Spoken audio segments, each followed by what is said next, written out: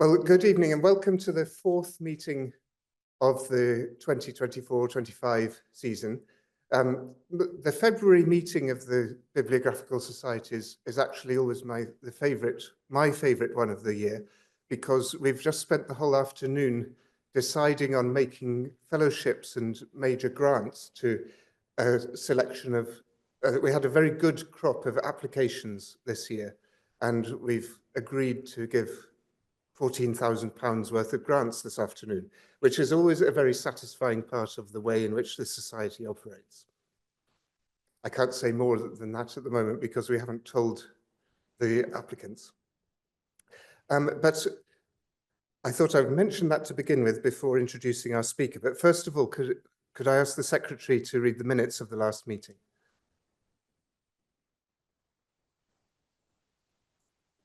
The third meeting of the 132nd season took place at the Society of Antiquaries, Burlington House, Piccadilly, London, and online via Zoom on Tuesday, the 21st of January.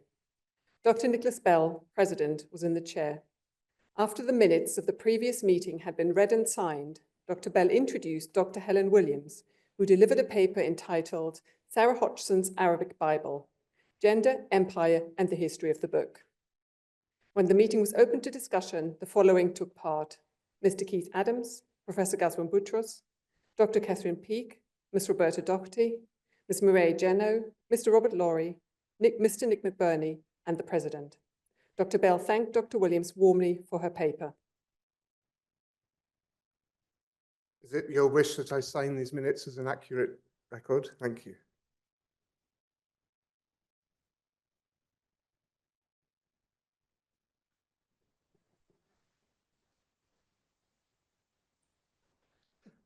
Thank you. And I should also welcome all our members and guests who are joining us online via Zoom. And just a reminder that could I ask those of you watching online to mute and close down your video to improve bandwidth. And if you have questions online, then please enter them in the chat and we'll incorporate them into the discussion after the talk. Tonight, we're very pleased to be able to welcome Claire Bolton to talk to us about the bindings in the Memmingen Stadtarchiv. Claire Bolton has been a letterpress printer for over 50 years with her Alembic press, printing, binding and publishing over 100 limited edition books. She's always had a strong interest in printing, binding and paper history. And 20 years ago, she brought her practical experience to the study of early printing.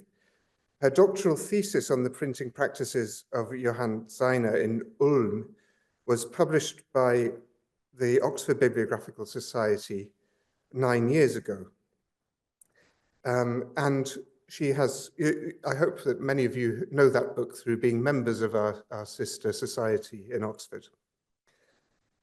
She's also been involved in teaching in many letterpress workshops, also at the London Rare Book School, Oxford Summer School and Dunedin Summer School, and has had a number of papers published on aspects of early printing. She and her husband David are also in the somewhat sporadic process of restoring the 20th century letterpress print shop at the Benedictine Monastery of New Norcia in Western Australia. And the Alembic press is still running monotype casters for short print runs. Now, her interest in these books, which you can see on the screen from Memmingen, began some years ago, and her catalogue of the incunabula in Memmingen was published in 2023. And this in turn led to her becoming more interested in the bindings of these books and other books in Memmingen.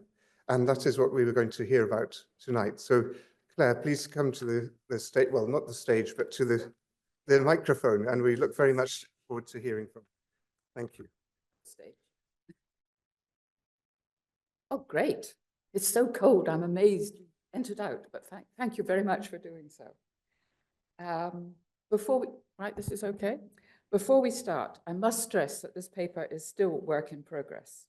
Here are some of the incunables resting in the stack in the Memmingen Stadtarchiv. These are not fine, elaborate, elegant bindings. They are solid and heavy. Some some rubricated, some read and annotated, and others that suggest that no one has ever looked at them, but they have survived. I had been trying for some time to discover whether this collection of some 170 15th-century contemporary bindings in the Memmingen Stadtarchiv from 3 local workshops could be considered unusual, and was delighted when an email from Nicholas Pickwood described the collection as remarkable. So thank you, Nicholas, for my title. The first thing one sees of a book is its outside, its binding. The binding is an important part of a book's material evidence that ought to be included, if possible, in every incunable catalogue. Of a total of 444 volumes in the archive, just over a third were bound in the main Memmingen workshops.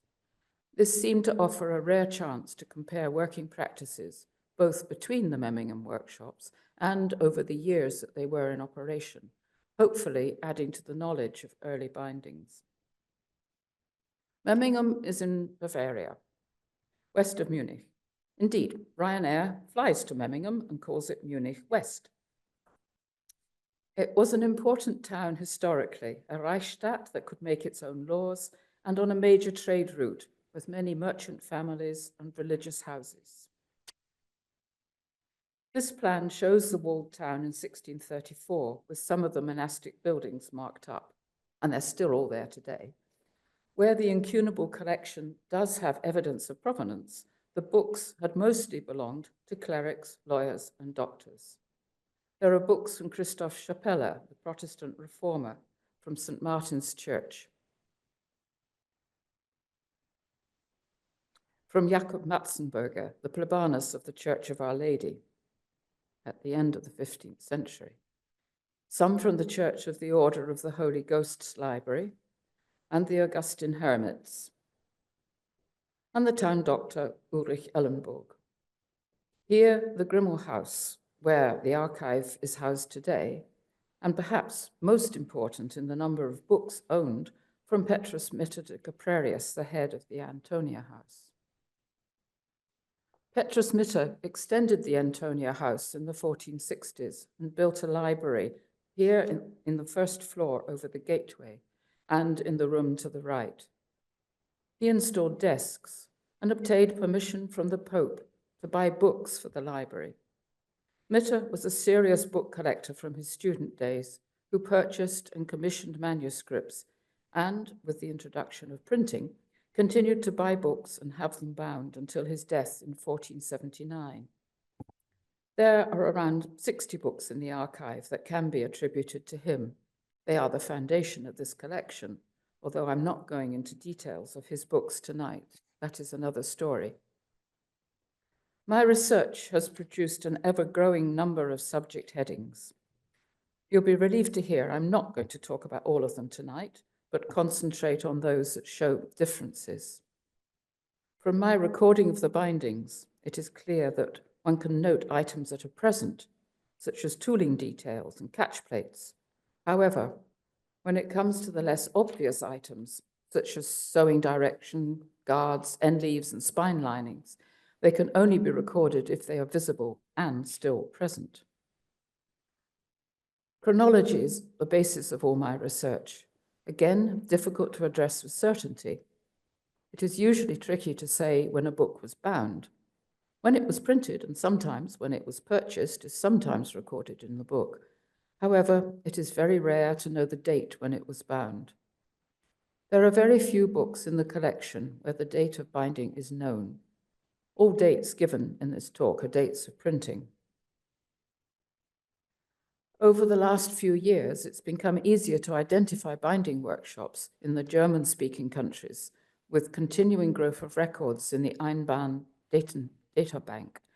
The EBDB follows the early work by Ernst Kiris of identifying workshops and keeps the original Kiris K numbers.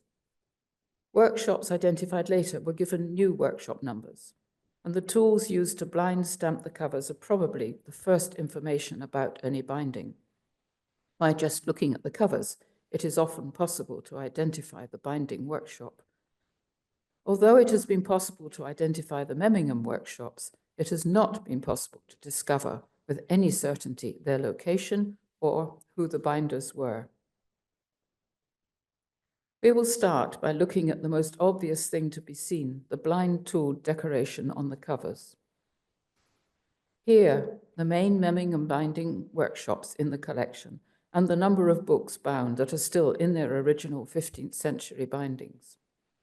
K176 worked for almost 70 years. The others were more short-lived. It was decided to include a fourth workshop, K100 from Cologne. K100 is an anomaly. Everything about it points to its books being bound in Cologne, but EBDB suggests there may have been a traveling binder who worked in Memmingen. For the time being, Cologne's K100 bound books remain as part of this research. If nothing else, they have offered a useful comparison to the other three Memmingen workshops. K176 had two stages. Binding with tools from Gänseblume II started as early as 1448, and continued until around 1475. Around 1475, the tools were replaced with new ones, confusingly named Gänseblume I, and continued working to around 1506. Some of the tools are remarkably similar to the older versions, as you can see on the slide. There are two volumes in Memmingen bound with the earlier tools, one printed in 1472 and others in 1475. I'm chasing a few more in Augsburg, which has nothing to do with Memmingen, but they were done with the earlier tools. The remainder were bound with the later tools. All the K176 books have the same basic layout of concentric frames of double fillets, with the central space being filled with columns of small tools. The designs on the upper and lower boards of each book are the same. The only variation to the design came by adapting to scale, depending on the size of the book. Between 1 and 4 concentric frames were used, the spaces between the frames filled with small tools, and the central panel filled with between 3 and 11 columns of tools. Image A is quarto, has 2 frames and 3 columns of tools in the center. Image B is a royal folio and shows 4 frames and 9 columns of tools, all very time-consuming to do. Likewise, K100 kept the same basic layout for all its board decoration, this time triple fillet frames with diagonal lines of triple fillets forming lozenges that were filled with small tools.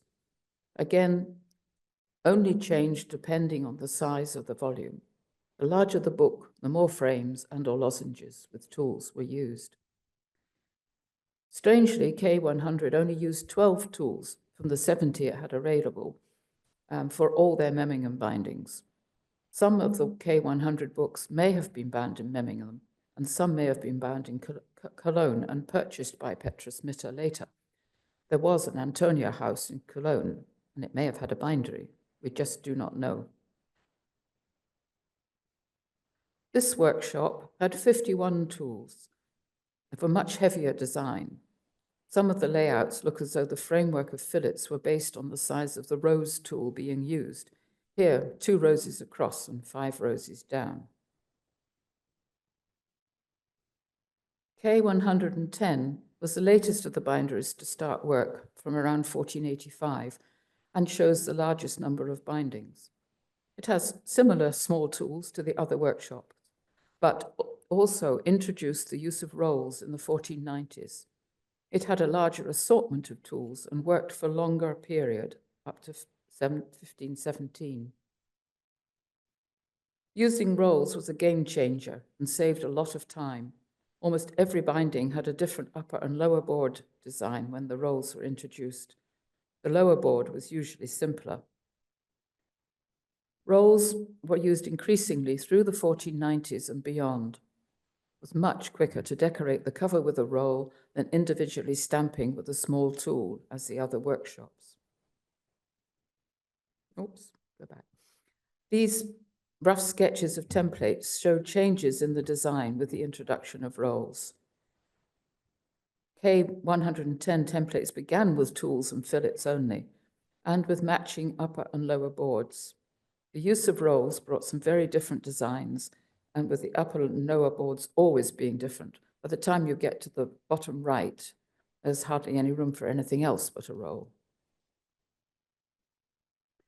As well as decorative tooling, another source of information that also provides some chronology can be found in the metal fastenings. The metal is usually a copper alloy. Here is a surviving complete set: catch plate, hook, anchor plate, and strap, which is unusual. Many of the straps and hooks are no longer present, probably due to wear and tear over time, or perhaps due to deliberate removal. However, the flatter catch plates and anchor plates often do survive, and they can add to the knowledge and dating of bindings. You can see some of the designs were used by more than one bindery, and others only ever used by one bindery. For example, plant 3 down on the left-hand side was only used by K109, and the leaf number 2 on the right-hand side only used by 110. These designs are not unique to Memmingen. They were supplied to the binders in strip form for them to cut and form the hook, bend, and slot as they wished. According to Georg Adler's Handbuch Buchverschluss and Buchbeschlag, the Ave Maria on the top left was also used in Augsburg between 1483 and 1489, and in Strasbourg and Nuremberg. And the lowest plate on the right-hand side, which has a small face in it, was also used by 2 binderies in Nuremberg. The Cologne fastenings are quite different. They're all solider, probably all individually cast, and all with a similar basic design. Some of the books also have furnishings added to the corners and the center of the boards. A few have survived, but they were often deliberately removed from the books so they could shelve more easily. There are 27 volumes with furnishings, either still present or showing just the shadows. 12 of the volumes were owned by Petrus Mitter, 1 by Jakob Matzenberger, and 1 by Eustachius Funk, who was a pastor at Markt Blettenbach near Memmingen. Here are 2 examples: K110 on the left and both, and 109 on the right, both on the royal size books, but printed almost 30 years apart. B31 on the left is one of 7 volumes, which was bound sometime after 1502. I think quite a late use of adding furnishings. And unfortunately, there's no provenance. 1 volume of 4 from N8 on the right-hand side belonged to Petrus Mitter. Here, a smaller example, which once had furnishings. They must almost have swamped the book. Adding furnishings always adds to the costs.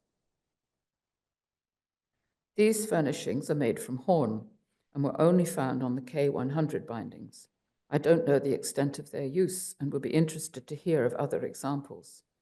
Kiris only mentions them in passing, and Jan Sirmai doesn't seem to mention them at all in his usually very helpful book on the archaeology of medieval bookbinding. N-bands are another aspect that are noticeable without opening the book. They can be structural as well as decorative. They are sewn around laced-in cords at the head and tail of the book. The top left shows the primary sewing, where the strong thread is wound round the cord and periodically anchored to the kettle stitches on the spine below. Then there may be a secondary finishing cover of a leather braid, as in the lower 2 examples, or with colored thread, as on the upper right. The N-bands from K176 are mostly finished with braided thongs. Those from Cologne, K100, are all finished with an elaborate chevron-style sewing in 3 colors. K110 has no sewn N-bands. They have a thin cord lying across the spine at the head and tail, laced into the boards, as you can see in the lower image. They are then covered with a leather cap. Well, it's, yes, falling to pieces on the top right. Nothing is sewn down onto the spine stitching, as with the other sewn N-bands, and very few of these N-bands have survived. All the bindings in the collection are bound with wooden boards and covered with skin. There are two different treatments of animal skin used for covering the boards: tanning for leather, as on the left, and tawing with alum on the right. The bulk of K110 bindings were bound in leather, as were 2/3 of K109 and all of the Cologne bindings. K176 had a slight preference for alum-tawed skins. The alum-tawed covered bindings have survived much better condition. The boards are cut to size to fit each book and have their edges smoothed. Here, the spine edge has been, am I on the right side? No, here we are, catch up. Here, the spine edge has been beveled to give a rounded edge for the sewing supports to go over. The lower image shows a thinner board that has warped as the skin dried, but it's just possible to see the angled profile on its board edge. All the workshops have some boards with interrupted bevels, a feature of southern German bindings. The three outer edges have bevels cut out from the center of each edge. The square corners that were left could work well when attaching furnishings to the corners. K109 had the most, 57 volumes with interrupted bevels, whereas K110 only had 3, and they were from the first years of its existence. All the boards also have shaped edges with various profiles, but the most common is an angled edge.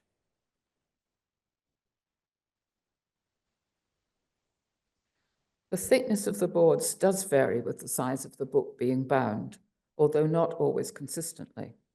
Measuring the thickness of boards is not easy. After trying calipers and other methods, I ended up with a highly scientific method of looking with a ruler to the side and estimating by eye. The resulting measurements are not completely accurate, but do show that the bigger the book, the thicker the board, from 6 millimeters up to 15 millimeters.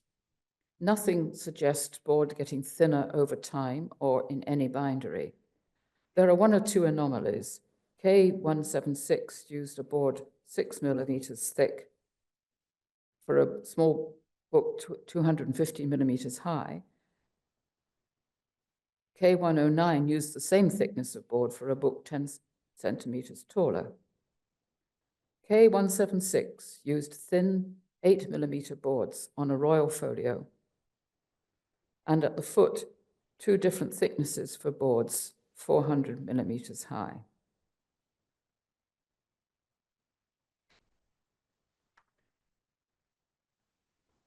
Without dismantling the whole book, it is almost impossible to see all the details of sewing methods. However, the sewing stations are obvious, the supports around which the sewing thread goes. The binder has to decide how many sewing stations he needs to adequately support the printed pages and the boards and covering.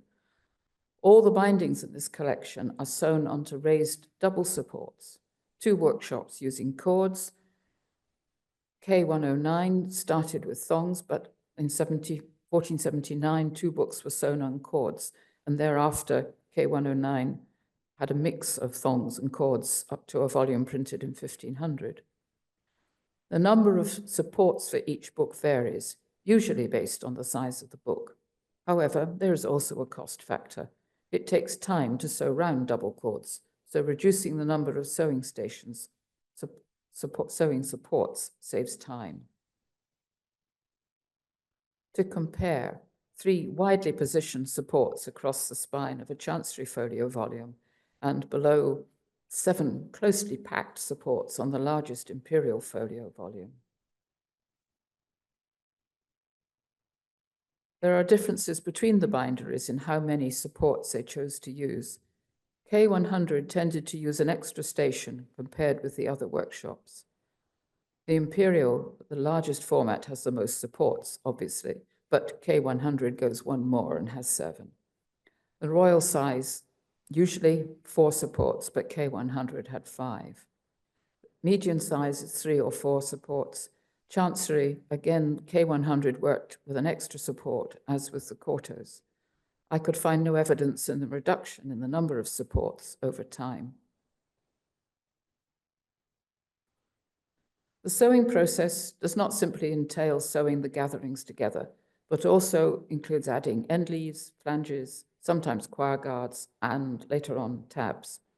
Not all these extras are present today, and it's almost impossible to discover if they might have been added originally. The images show examples of what I have been able to see without dismantling the book.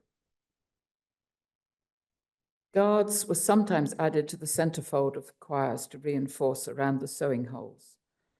They are usually narrow 8 to 10 millimeter wide strips of vellum.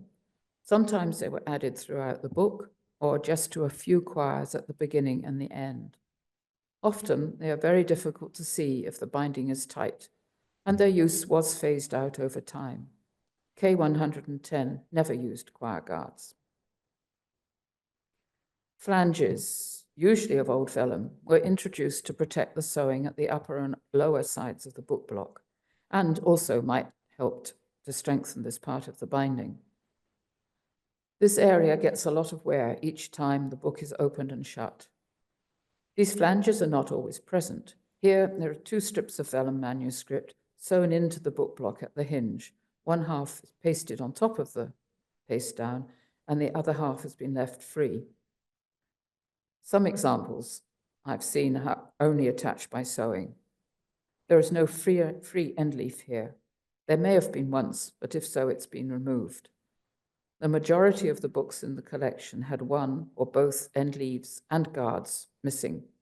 CMI found only 26% of end leaves in original state in his research.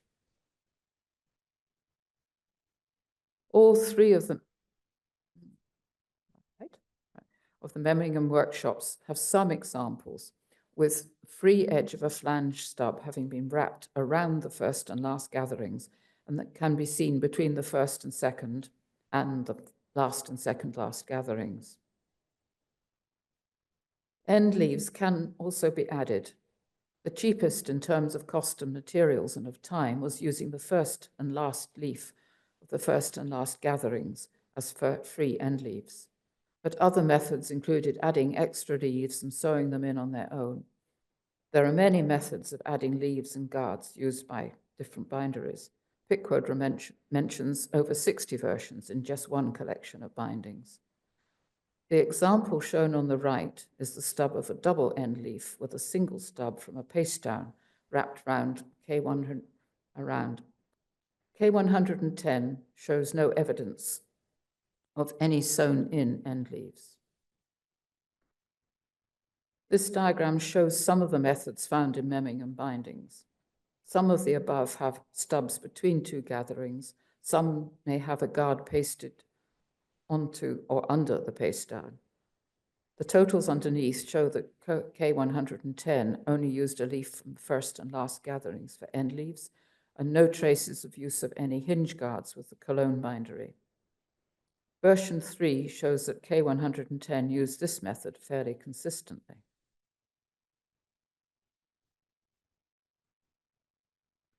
Also easy to see, although one of the last jobs to finish after the attachment of the boards to the book, are paste downs of single sheets of paper or parchment, either clean and unused or previously used, onto the inside of the board, but cover up the fastening points of the sewing supports, spine linings, and guards. Only K109 and K176 used plain paper for their paste downs. K100 bindings used only vellum for its paste downs, sometimes sourced from old documents, many of which came from the Cologne area. This is another pointer that suggests K100 bindings were all made in Cologne. About half the K110 bindings have printed paper waste used for its paste downs. These are all in situ and can be useful for adding information to the date of printing. The majority of these paste downs were printed between the late 1480s and the mid to late 1490s, with the books having been printed approximately 5 years earlier. Where paste stands have been removed and the inner side of the boards are exposed, it can offer quite a bit of information about the turn-in of the covering material. On the right, with K109, it is possible to see the amount of leather turn-in under the paste down, with very uneven edges and a mitered corner.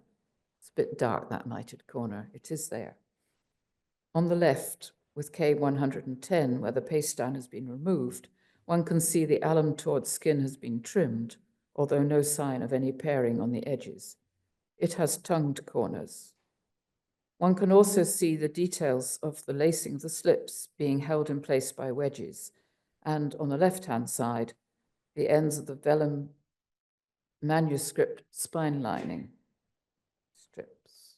Oh, look, there's the, should have pressed that earlier. Just shows you the wedge.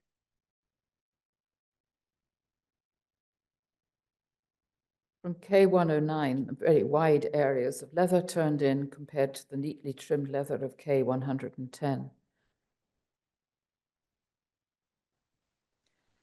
I thought I'd measure the depths of turn-in, and much to my surprise, there was a difference.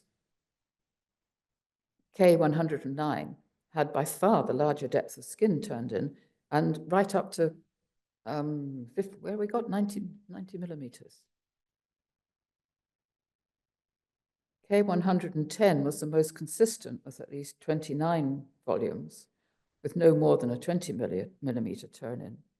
And both K100 and K176 had a smaller number of examples to deal with. Some other and equally important binding stages that are not immediately obvious. The book block sewn onto its supports has to be attached to its boards. If the book is in good condition, it is tricky to see what methods were used to make this attachment. The ends of the sewing stations, the slips, were laced through holes on the shoulder of the beveled spine edge. Nope. No. And emerged into a channel on the inner side of the board. They were then threaded back through an exit hole to the outside of the board. They were fixed in position from the inside with a wooden peg and the surplus ends trimmed off. This diagram from Sirmai shows some of the lacing patterns used. Small b shows the route used by all the Memmingen binderies, although the height of the entry hole on the spine bevel can vary. Cords seem to have a deeper hole cut than the thongs. Large B is the main positions of the channels on the inside of the board, but K110 used the staggered version C. The lower photos show cords coming from the spine and entering the board. The upper photo shows the cords exiting, lying in their channel, and the rectangular, here they're rectangular, dowels or pegs fixing them in position. There is only one example from K176 that shows slips on the inner board. No books noted that they were sewn with cords in this workshop. The top left-hand image shows the end-band cord coming up from the outside of the board, exiting onto the inside, and being threaded down to the outside of the board and pegged into place. The other images show supports going over the shoulder of the spine bevel. This bindery had books with sewing supports of both cords and thongs. The top photo shows a single end-band thong, and along to its right, the split thongs entering the board over the spine bevel. From the same book, on the right-hand photo, shows the joined end of the slip lying in its channel, just visible by the edge of the paper paste down, with a peg fixing. The lower image shows cords being used as sewing supports.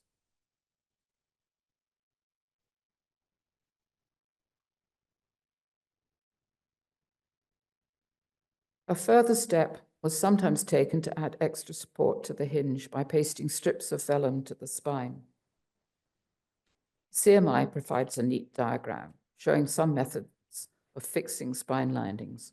Almost all the Memmingen examples seem to be from transverse strips of vellum extended onto the inner face of the boards, as CMI's example 2.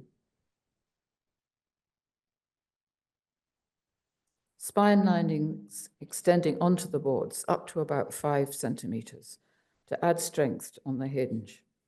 They are tricky to see, basically inaccessible, being covered over with the paste down of paper or vellum. The shadow of the strip extensions can be seen through the paste downs, as with the left-hand image. On the right-hand image, the paste down has been removed, leaving the spine wraps nicely visible. Some examples where the spine cover skin has deteriorated and part of the spine linings can be seen. The example on the right seems to be wrapped around the outer face of the board. In contrast to the 3 Memmingen binderies, K100 did not use any spine linings and pasted the leather directly to the spine. This example shows the paste and the matching corrugations on the spine and the underside of the leather covering.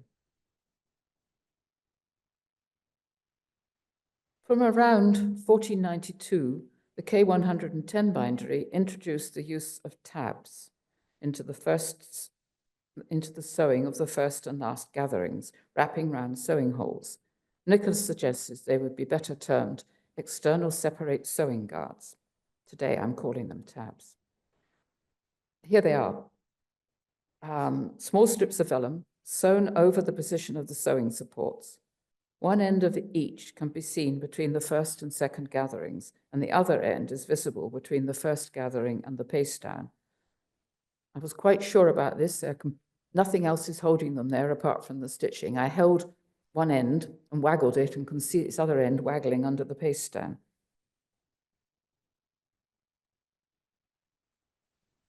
This view shows these tabs are not part of any spine lining. They are separate. It seems they were added to support the sewing holes in the outer quires. The method with tabs was still in use by K110 in the binding of their latest book of 1517. This is a very quick summary, and not everything, of some of the differences I've found. Changes in K110 suggest a different binder, perhaps working from the mid-1490s, with the introduction of rolls and tabs.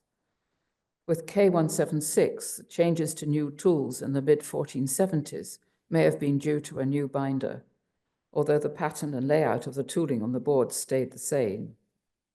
Nothing much changed within K100 or K109, although the Cologne K100 worked very differently from the Memmingen workshops. I'm leaving you this one to look at, so you can have some color. Everything has been brown so far. This is amazing rubrication by the Swiss scribe and artist Konrad Blockinger, and we have 4 books in Memmingen that he had fun with. So, thank you.